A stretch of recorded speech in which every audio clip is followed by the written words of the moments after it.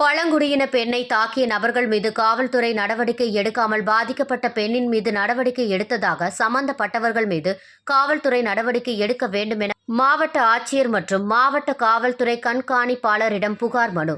திண்டுக்கல் மாவட்டம் கொடைக்கானல் கீழ்மலை வாழகிரி மல்லிகா நகரில் சுமார் 15க்கும் மேற்பட்ட ஆதிவாசி பழங்குடியின மக்கள் பல வருடமாக வாழ்ந்து வருகின்றனர்.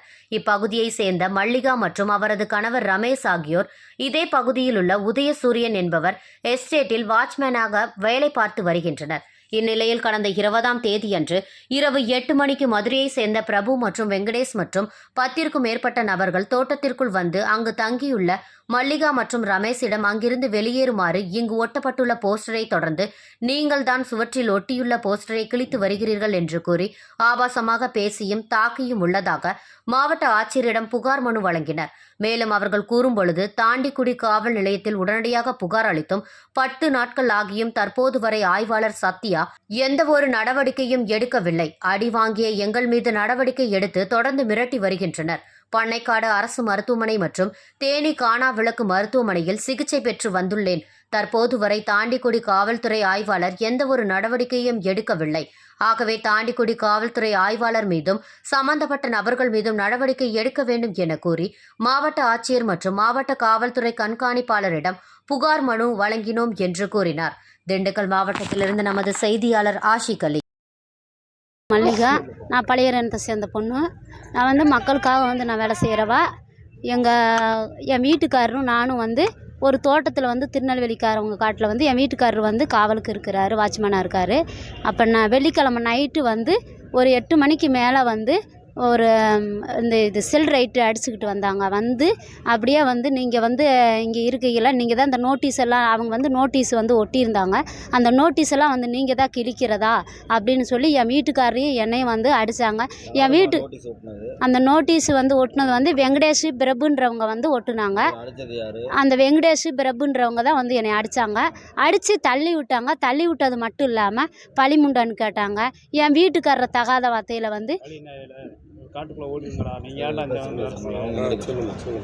பழிக்குரங்கு அப்படின்லாம் சொல்லி என் வீட்டுக்காரையும் என்னையும் அடித்து தள்ளி விட்டாங்க.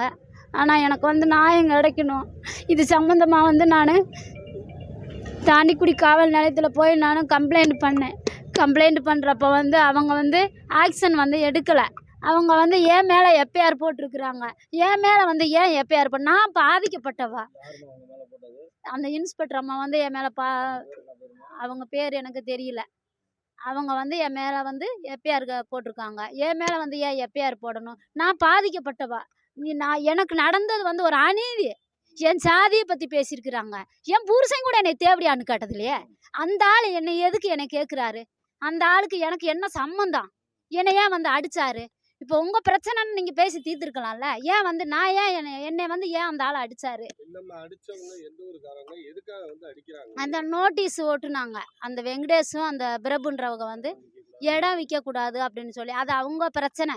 இருந்தாலும் இந்த இடம் நீங்கள் தான் இந்த காட்டில் நீங்கள் வேலை செய்கிறீங்க, நீங்கள் இங்கே இருக்கிறீங்க அப்படின்னு சொல்லி நீங்கள் தான் கிழிச்சிருப்பீங்க. அந்த நோட்டீஸை நீங்கள் தான் கிழிச்சிருப்பீங்க அப்படின்னு சொல்லி என் வீட்டுக்காரரையும் என்னையும் சொல்லி அடித்தாங்க. இது வெள்ளிக்கிழமை நைட்டு நடந்தது. நான் சனிக்கிழமை காலையில் போய் நான் கொடுத்துட்டேன். அவங்க ஆக்ஷன் எடுக்க மாட்டேங்கிறாங்க. அவங்க மேலே எஃப்ஐஆர் போட மாட்டாங்க. எஃப்ஐஆர் போட்டாங்களா போடலையான்னு எனக்கு தெரியல. ஆனால் இன்னும் நாங்கள் பழியருன்னா நாங்கள் பாதிக்கப்பட்ட மக்களுக்கு யாராவது சப்போர்ட் பண்ண வந்தால் அவங்க மேலே எஃப்ஐஆர் போடுறாங்க. இது எந்த இதில் நியாயம்? இதே ஏன்னா நான் ஆஸ்பத்திரிக்கு வேறு நான் போகிறேன். பண்ணைக்காடு ஆஸ்பத்திரியில் போய் ஊசி போட்டு வர்றேன்.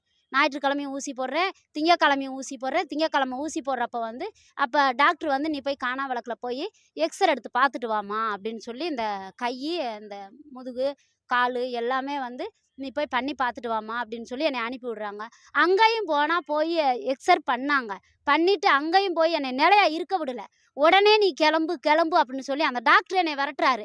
எனக்கு எழுத படிக்க தெரியாது. எழுதி கொடுத்துட்டு போனால் நான் எப்படிங்க எழுதி கொடுப்பேன்? ஒரு படிக்காத ஒரு முட்டாள் எப்படி எழுதுவார் சொல்லுங்க? ஏன்னால் எனக்கு எழுத தெரியாது. இதை இப்படியே எழுது, நீ எழுது அப்படின்றாரு. எனக்கு எப்படி தெரியும்? எழுத தெரியுமா? அந்த டாக்டர் என்னை அங்கே இப்போ நாங்கள் கலெக்டர்கிட்ட கலெக்டர் அம்மாட்ட நாங்கள் பெட்டிஷன் கொடுக்க வந்திருக்கிறோம். இது நியாயமாக எனக்கு நீதி கிடைக்கணும். எனக்கு வந்து நீதி கிடச்சி எனக்கு அந்த கேஸை வந்து அவங்க எடுத்து பார்க்கணும். அதுதான் நான் பாதிக்கப்பட்டிருக்கிறேன். பாதிக்கப்பட்டு நான் ஒரு ட்ரைபிள்ஸு, நான் ஒரு பழங்குடியானத்தை சேர்ந்தவன், நான் ஒரு பழியர். எனக்கே அந்த நிலைமை. எனக்கு நடந்த அநீதிக்கு அவங்க பதில் சொல்லணும்.